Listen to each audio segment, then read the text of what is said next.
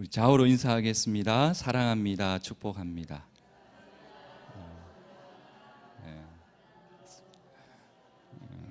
오늘따라 얼굴이 아주 밝아 보이십니다. 1년에 딱 반이죠. 오늘이 이제 6월 마지막 주인데, 새해가 되면 우리는 이런 인사를 많이 하고 많이 듣습니다. 무엇이죠? 새해 복 많이 받으세요라고 인사를 많이 합니다. 다음 주면 이제 맥추감사절인데 2015년도가 딱 반이 지나갔어요.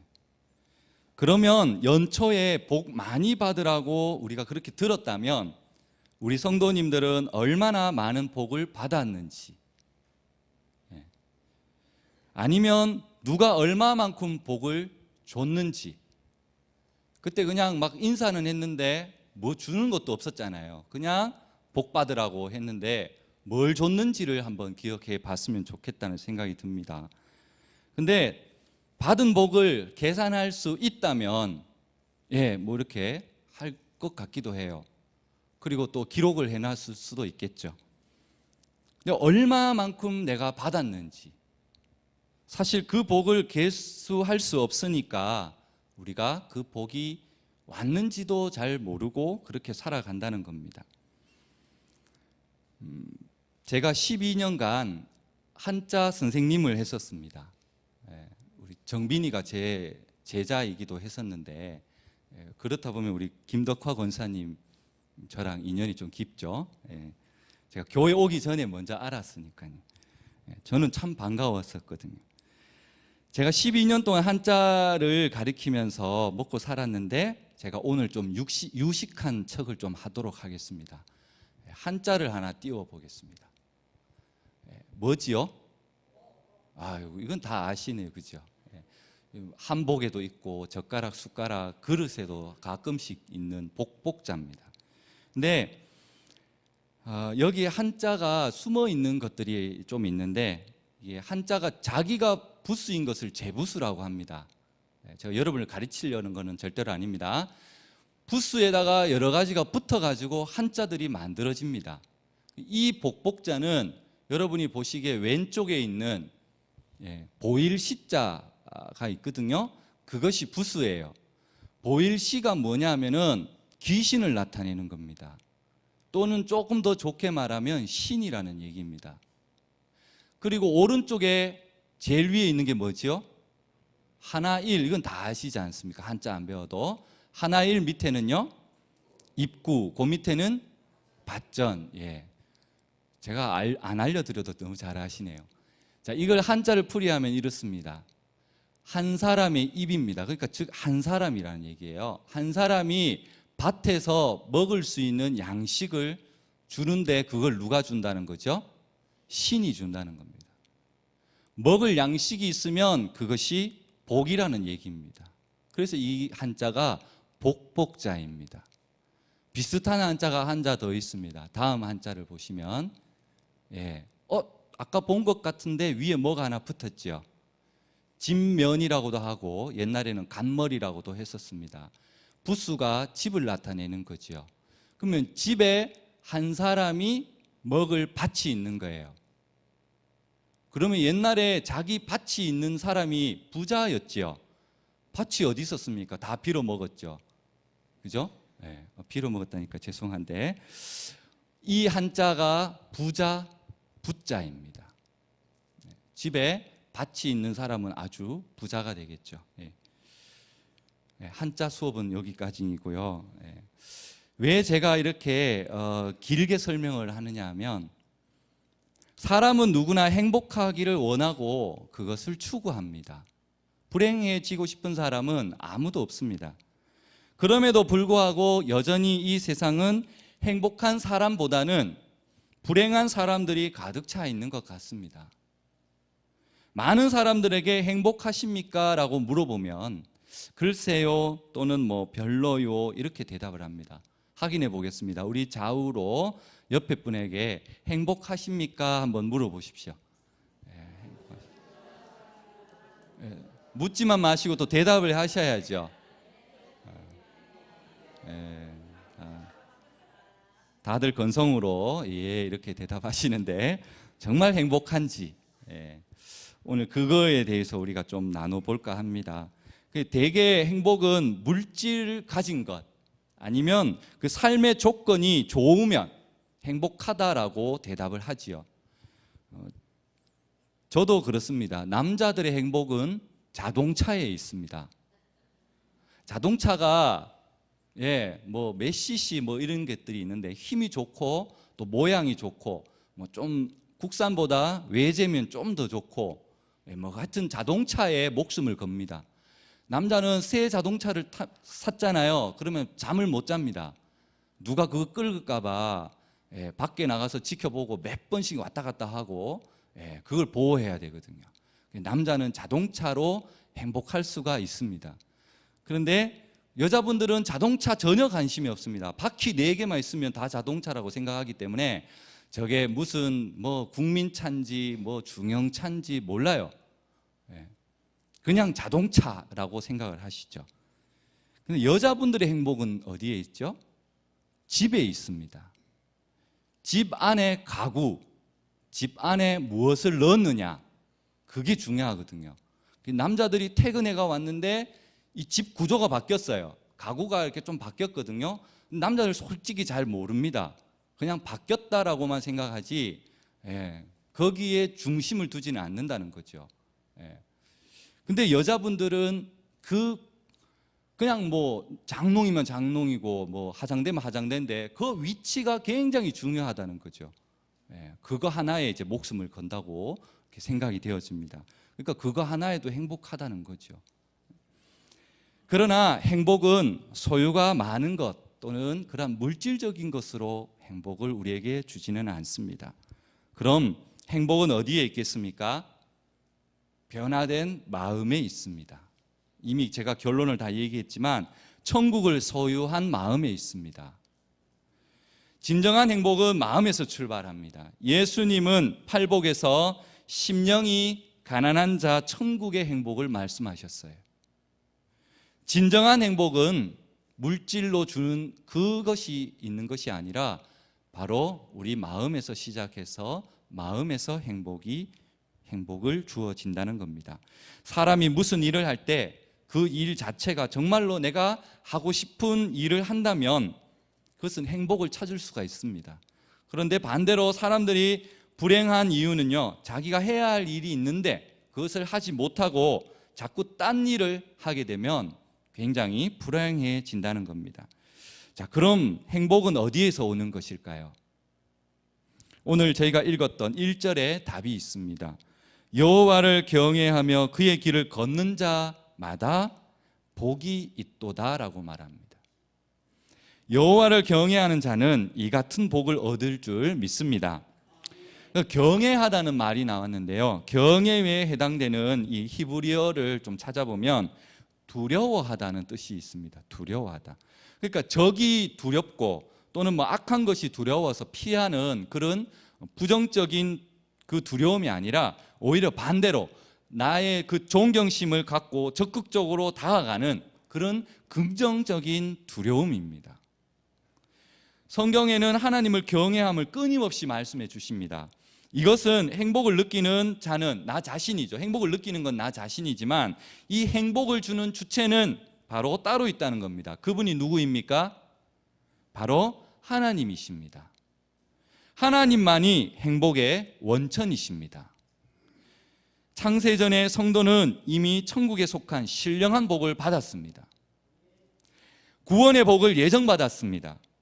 천국의 상속자로 이미 우리는 예정받은 복을 받은 자들입니다. 하나님의 자녀가 되는 권세 역시 우리는 받았습니다. 다시 말씀드리면 신령한 복을 예정받은 성도가 바로 이 땅에서, 이 세상에서도 복을 받는 자라는 뜻입니다. 복 중의 복은 무엇일까요? 그러면 바로 죄인인 우리가 예수 그리스도의 보혈의 은혜로 구원받은 것이 가장 복 중의 복 아니겠습니까? 세상에서의 복은 벼락부자 아니면 대박을 꿈꾸는 것이 세상 사람들의 복입니다. 그러나 하나님을 믿는 성도라면 자신을 회개하고 죄 사함을 받아서 바로 하나님의 백성으로서 세상이 줄 수 없는 그러한 복을 우리는 믿고 살아가는 백성입니다. 1절을 다시 보겠습니다. 여호와를 경외하는 자는 곧 여호와께서 정해 놓으신 그 길을 따라가야 합니다. 하나님이 정해 놓으신 길이 있다는 거죠. 그것이 바로 하나님이 주신 말씀 속에 담겨져 있습니다. 하나님을 경외하며 그 길을 걷는 자에게 우선적으로 주어지는 복은 행복한 가정입니다. 그것은 가정을 이루는 세 기본 요소가 있는데, 첫째는 남편이고, 둘째는 아내고, 셋째는 자녀들입니다. 이러한 가족을 구성하는 그러한 모습 속에서 우리가 오늘 말씀을 좀 나눌까 합니다. 2절에 보시면 가장인 남편에게 주어지는 복이 나옵니다. 내가 내 손이 수고한 대로 먹을 것이다. 농경사회였던 당시의 상황에서는 이 손으로 수고를 해야 얻을 수 있겠죠. 그래서 곡식인 그 밀이나 또는 보리의 그 수확을 의미합니다. 그래서 그 얻은 곡식을 가지고 빻아서 빵을 만들어 먹어야 되지 않겠습니까? 이스라엘은 늘 물이 부족한 나라입니다. 그래서 사람이 아무리 열심히 그 일을 한다고 해도 제때에 비가 내리지 않으면 농사를 지을 수 없죠. 지금도 마찬가지 아닙니까? 그래서 성경은 신명기 28장에서 이렇게 말씀하시죠. 여호와께서 너를 위하여 하늘의 아름다운 보고를 여시사 내 땅에 때를 따라 비를 내리시고 내 손으로 하는 모든 일에 복을 주시리니 내가 많은 민족에게 꾸어 줄지라도 너는 꾸지 아니할지라. 우리의 수고가 먼저 있어야 하겠지만 그런 수고로 인한 결과는 비를 내려주시는 하나님 손에 달려있다는 것을 우리에게 말씀해 주십니다. 3절에 보면 이제 아내에게 주어진 복이 나옵니다. 결실한 포도나무라고 나옵니다. 이스라엘에서는 이 포도는 여름 과일을 대표하는 작물입니다. 아주 중요한 거죠. 겨울 우기에는 이 주식인 밀과 보리를 작물해요. 그런데 이 비가 오지 않는 건기에는, 여름에는 이 포도와 또는 무화과 나무 그리고 석류 이렇게 과일을 재배하고 수확합니다. 그 40일 동안 가나안 땅을 정탐했던 12명의 지파 대표들이 그 가나안 땅의 그 비옥함을 보여주기 위해서 가져온 과일이 세 가지가 있죠. 그것이 바로 제가 방금 말씀드렸던 포도와 석류와 무화과였어요. 그만큼 이 세 종류의 과일은 가나안의 그 대표적인 여름 과일이었습니다. 이스라엘에서는 이 포도를 재배하는 이유는 다른 데 있지 않습니다. 포도주 생산을 위해서 포도를 재배합니다. 예수님께서도 제자들과 함께 이 마지막 유월절 만찬에서 빵과 함께 이 포도주를 나누셨죠. 시편 104편에 보면 하나님의 마음을 기쁘게 하는 것이 포도주라고 말합니다. 오늘 오전 예배에도 저희는 성찬을 드렸습니다. 성찬을 통해서 성령님의 임재를 경험하는 그러한 은혜를 누리실 줄 압니다. 결실한 포도나무로 비유한 것은 두 가지 의미가 있어요. 첫 번째는 남편의 몫인 곡식과 그 곡식으로 만든 빵과 대비되는 음료의 역할을 해줍니다. 그리고 또 하나는 사람의 마음을 기쁘게 한다는 포도주의 의미처럼 가정 안에서 나누는 즐거움의 원천이 되는 겁니다. 그리고 자녀들에게, 이제 세 번째, 자녀들에게 주어지는 복은 어린 감람나무입니다. 감람나무를 실제로 본 적이 없습니다. 우리나라에는 없으니까요. 그런데 이스라엘에서는 이 감람나무는 감람 열매를 맺어가지고 그 기름을 짜내는 거죠. 감람유라고도 말합니다. 감람유는 사용하는 곳이 상당히 많습니다. 식용유로도 사용이 되고, 불을 밝히는 등잔불로 기름을 사용합니다. 또 손님을 맞이하기 위해서 향수로도 씁니다. 머리에 바르는 기름으로도 쓰죠. 그리고 상처가 나면 다 갖다 바르는 구급약으로도 씁니다. 그리고 종교적으로는 왕이나 제사장에게 기름을 부을 때 역시 감람유를 사용합니다. 또 이스라엘에서는 이 감람나무는 죽지 않는 나무로 유명합니다. 저희가 지금 여자분 화장실 옆에 저는 몰랐는데 그 나무가 지똥나무라고 얘기를 들었습니다. 잘랐잖아요. 잘랐는데도 안 죽어요. 뿌리를 캐고 뭐 이렇게 했는데도 싹이 막 옆에서 자랍니다. 그만큼 생명력이 강하다는 거죠. 예. 감람나무도 역시 마찬가지라는 거예요. 아무리 오래된 나무라도 항상 매년 새로운 가지가 나온다는 겁니다. 그래서 이 시편 128편이 자녀들을 어린 감람나무에 비유하는 것은 부모들이 지켜온 그 신앙을 대대로 이어가는 모습, 그리고 함께 그들도 곧 자라고 결실해가지고 사람의 얼굴을 윤택하는 그 기름을 생산하는 것을 기대하는 것을 나타냅니다. 그리고 시편 128편에서 강조하는 행복한 가정의 중심은 온 가족이 함께하는 식탁입니다. 저희도 마찬가지 아니겠습니까? 온 가족이 함께 둘러앉아서 먹는 식탁, 가장 행복한 식탁이 아니겠습니까?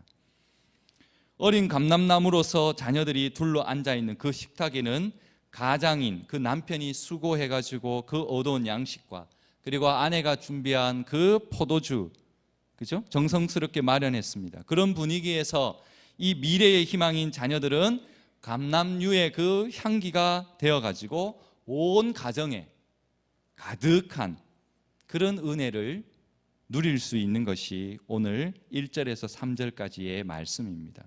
그런 모습이 여호와를 경외하며 그의 길을 따라 살아가는 하나님의 복된 자녀자들이 누리는 참된 행복이 될 것입니다. 저도 학생의 시절 교회가 너무나 좋았습니다. 학생의 시절은 중고등학교 때를 얘기합니다. 그때는 하나님을 잘 몰랐고 그저 학생의 선생님이 너무 저를 잘 대해줘가지고 친구들이랑 교회에서 찬양대로 섬기는 것이, 그리고 찬양하는 것이 너무나 즐거웠고 그 당시는 행복했습니다. 그러다가 해가 넘어가면 제 집에 돌아갈 걱정이 앞서게 되죠. 왜냐하면 엄하신 아버지가 늘 하시는 말씀, 지금까지 뭐하고 다니노? 이러면서 굉장히 엄하셨어요. 그 불호령이 무서워가지고 독서실에서 공부하고 왔다고 거짓말하고 다녔었습니다. 공부는 안 했죠. 그때 항상 부러운 것이 있다면 바로 믿는 집의 아이들입니다. 그들은 늦게까지 교회에 있어도 상관이 없어요. 오히려 일찍 돌아오는 게 문제죠. 믿는 집의 아이들은 항상 교회에 있으니까 집에 돌아갈 때는 항상 저만 돌아갈 걱정으로 한숨 내쉬면서 집에 들어가기가 싫었던 거죠. 그 부모님들과 함께 예배 드릴 수 있다는 건 정말 행복한 것입니다. 그래서 저도 늘 기도 제목이 가족과 손을 잡고 함께 예배당을 가는 것을 항상 꿈꿔왔습니다. 그 꿈은 결혼해서 이루어졌습니다. 지금은 교회 성도님들을 섬기는 목회자가 되었으니까 그 꿈이 크게 이루어진 것은 확실하게 보입니다. 오늘 말씀처럼 여호와를 경외하며 그의 길을 걷는 자마다 복이 이루어진다는 것을 오늘 우리에게 먼저 말씀해 주시고 있습니다. 즉 우리 하나님은 복의 주체이시며 복의 근원이십니다. 그리고 생사화복을 주장하시는 분이십니다. 그리고 우리에게 복을 약속하셨습니다. 아울러서 사람들은 이 복을 받고 살기를 원합니다. 따라서 우리 인류 가운데 복되고 형통하고 싶지 않은 사람은 아무도 없을 것입니다. 모든 사람이 다 복되고 형통하기를 간절히 원하고 있는 거지요. 그러나 우리가 원한다고 또 바란다고 해서 이 다 복을 받는 것은 또 아닙니다. 복된 사람이라고 해서 그 복을 다 누릴 수 있는 것도 아니고요. 형통한 사람이라고 해서 그 결과를 다 또한 누리는 것도 아닙니다. 실제로 엉뚱한 데다가 복되고 형통하게 해달라고 비는 사람들이 많이 있습니다. 실제로 산에 가보면 이곳저곳에 촛불을 켜놓고 복을 비는 사람들이 많이 있죠.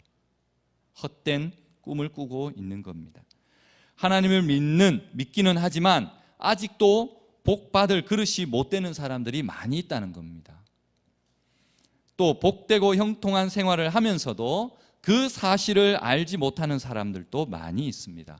그러므로 중요한 것은 복되고 형통한 비결을 깨닫는 것이 중요하고요. 하나님의 뜻을 따라 순종하며 살아가는 것이 중요하다는 것입니다. 미국 뉴욕 출신의 여류 시인이 있는데요. 이 작곡가이십니다. 찬송 작곡을 많이 하셨는데 제인 크로스비라는 여인이 있습니다. 그녀는 생후 6개월 만에 시력을 잃었습니다. 그래서 맹아학교를 졸업해야 했었고 그 학교를 졸업하고 그 학교에 23년간 근무를 했습니다. 그래서 1858년도에 맹인 음악가와 결혼을 해서 활발한 찬송시를 써서 2000여 곡을 넘게 찬양시를 썼습니다. 찬송가에 보면 31장 찬양하라 복되신 구세주 예수, 잘 아시죠? 279장 인애하신 구세주여, 384장 나의 갈 길 다 가도록, 이거 외에도 21곡이나 이분이 쓰신 찬송가입니다. 그러던 중에 어느 날 주일날 교회에서 목사님의 그 주일 설교를 통해서 은혜를 깨닫고 작시한 찬송가 한 편이 있는데 그것이 288장입니다. 예수를 나의 구주 삼고입니다. 제가 3절을 한번 읽어보겠습니다. 주 안의 기쁨 누림으로 마음의 풍랑이 잔잔하니 세상과 나는 간 곳 없고 구속한 주만 보이도다. 이것이 나의 간증이요 이것이 나의 찬송일세. 나 사는 동안 끊임없이 구주를 찬송하리로다. 아멘. 가사를 읽었으면 찬송해야겠죠. 우리 한번 288장 찬송 한번 하겠습니다.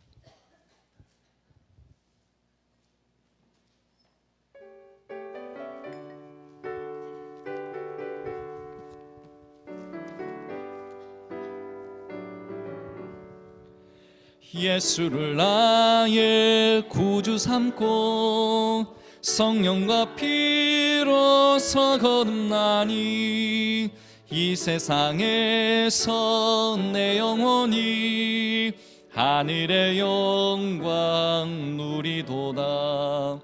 이것이 나의 간증이요 이것이 나의 찬송일세. 나 사는 동안 끊임없이 구주를 찬송하리로다. 온전히 주께 맡긴 내 영 사랑의 음성을 듣는 중에 천사들 왕래하는 것과 하늘의 영광 보리도다.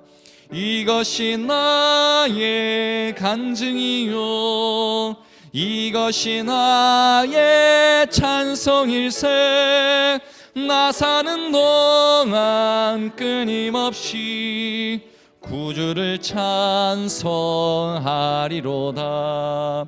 주 안에 기쁨 누림으로 마음의 풍랑이 잔잔하니 세상과 나는 간 곳 없고 구속한 주만 보이도다.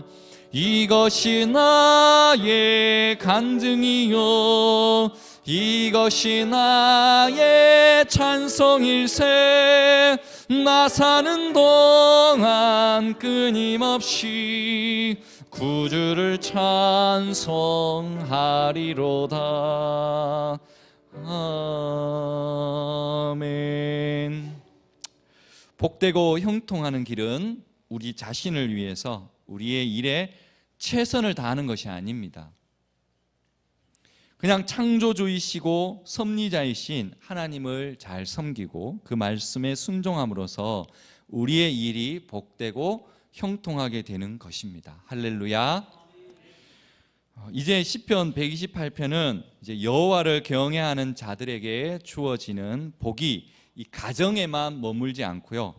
더 나아가서 예루살렘의 번영으로 이스라엘 민족 전체에 이어짐을 강조합니다. 4절에 보시면 여호와를 경외하는 자는 이같이 복을 얻으리로다. 1절의 복과 같은 단어이지만 4절에서 이 복은 가능성이 열린다는 의미로 다르게 해석을 합니다. 혼자만의 사명이 아니라 함께 만들어가는 공동체적인 사명을 말합니다. 그러니까 1절에서 3절이 가정의 구성원 모두가 함께하는 복이라면 4절에서 6절까지는 이 성전을 중심으로 이스라엘 민족 전체가 경험하는 복을 말해주고 있는 겁니다. 이스라엘 민족은 대를 이어서 지속적으로 이어질 이 예루살렘 번영을 기대하죠. 그것이 5절에서 6절에서 말합니다. 너는 평생에 예루살렘의 번영을 보며 내 자식의 자식을 볼지어다 라고 말씀합니다. 하나님은 시온에서 복을 주신다라고 말씀합니다. 시편에서 시온은 예루살렘의 성전을 나타내는 다른 표현입니다. 시온은 바로 하나님의 성전입니다. 그곳에 하나님의 임재가 있고 하나님을 만나는 곳이 되는 거죠. 그곳이 어디입니까? 바로 하나님께서 교회를 통해서 복을 주신다는 말씀입니다. 성도는 교회를 사랑해야 하고 모이기에 힘써야 하고 열심을 내어서 그 사명감으로 섬기는 곳이 바로 교회입니다. 하나님은 교회를 통해서 일하시고 저와 여러분을 통해서 일하시기를 즐겨하시는 분입니다. 바로 복의 통로가 저와 여러분이라는 것입니다. 할렐루야. 이제 마지막으로 하나님을 경외하는 자에게 약속된 마지막 결론은 평강입니다. 평강은 샬롬의 복이죠. 샬롬을 이 풀이해 보면 물건의 값을 지불하다 또는 빚을 갚다는 뜻입니다. 물건의 값을 지불함으로 인해서 이제 거래 관계가 완전해졌다는 거지요. 이 땅에서 하나님께서 주시는 복이 바로 평강의 복입니다. 또한 그 평강의 복은 평생입니다. 잠시 있다가 없어지는 그런 물질적인 복이 아니라는 겁니다. 자자손손 은혜의 복이 이어질 줄 믿습니다. 또한 세상이 줄 수 없는 평강의 복을 하나님이 우리에게 주실 줄 믿습니다. 세상은 이 평강이 없어서 수면제를 먹고 억지로 또 잠을 자려고 하고요. 때로는 술에 만취해서 그 평강을 만들어 보려고 합니다. 그러나 결국은 자신의 한계가 다다르면 최악의 선택인 자살을 시도를 하기도 하지요. 하나님이 성도에게 주시는 평강의 복은 돈으로도 살 수도 없고요. 명예로도 살 수 없고 정욕으로도 얻지 못하는 바로 신령한 복임을 믿습니다. 예수를 그리스도로 믿는 성도는 참으로 복받은 존재입니다. 내가 어떤 복을 받았는지 생각해 보시기 바랍니다. 성도는 오직 여호와를 경외하고 성경의 계시를 그대로 신뢰하고 실천할 때 바로 본문이 약속한 복을 받아 누릴 수 있을 것입니다. 말씀을 맺겠습니다. 물고기가 물을 떠나면 살 수 없습니다. 마찬가지로 죄인은 예수님을 떠나면 죽습니다. 성도는 하나님을 경외하는 자들입니다. 자신의 한계를 깨닫고 하나님을 거룩한 그 두려움으로 신뢰하고 쫓아가는 사람들이 바로 하나님의 백성입니다. 성도는 거저 복을 받는 존재가 아닙니다. 앞에서 말씀드렸지만 아담에게 말씀하셨듯이 성도는 수고한 대로 먹는 존재입니다. 주와 복음을 위해서 눈물과 그 기도로 씨를 뿌리는 수고를 할 때 기쁨으로 단을 거두고 먹습니다. 그런 성도가 복되고 그런 성도가 바로 형통한 것입니다. 성도는 주님의 또한 청지기입니다. 천국 포도원을 위해 이 세상에서 성도는 일하는 청지기라는 얘기죠. 세상의 그 척박한 땅을 때로는 갈아야 하고요. 또는 여러 가지 상황에 바위들이 많고 또는 환경의 작은 돌들을 우리는 걷어내야 합니다. 그리고 때로는 인내하면서 복음의 씨를 뿌려야 하고요. 심어서 땀을 흘려서 열매를 거둬야 하는 바로 일꾼이 바로 성도들입니다. 성도 여러분, 자신은 물론 성도님들의 그 가정과 또 우리나라가 복되고 형통할 수 있도록 하기 위해서는 바로 생사화복의 원천이시며 근원이신 만군의 주 하나님을 두렵고 떨림으로 공경하고 그 말씀을 순종하면서 사모하는 저와 여러분이 되시기를 소망합니다. 기도하겠습니다.